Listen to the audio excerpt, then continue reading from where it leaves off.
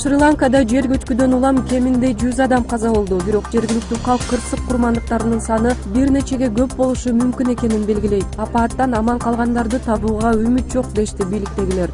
Жер көчкүгө тынымсыз жааган жан себепчи болгон, куткаруу иштери уланууда.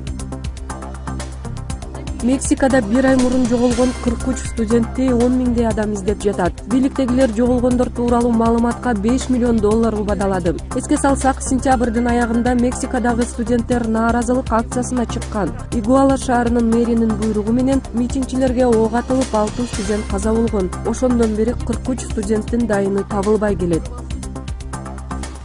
Француз окумуштуулары ВИЧ-СПИДти жуктуруп алуу тобокелдигин 90%га чейин азайтуучу дарыны ойлоп табышты. Аны жыныстык катнаш учурунда ичүү керек. Дарыны ВИЧ боюнча тобокелдик тобуна кирген адамдар арасында сынап көрүшкөн. Табылганы илимпоздор ВИЧ инфекция менен күрөштөгү чоң жетишкендик деп баалашууда. Эске салсак, дүйнөдө ВИЧ инфекциясы менен 34 миллион адам жабыркайт.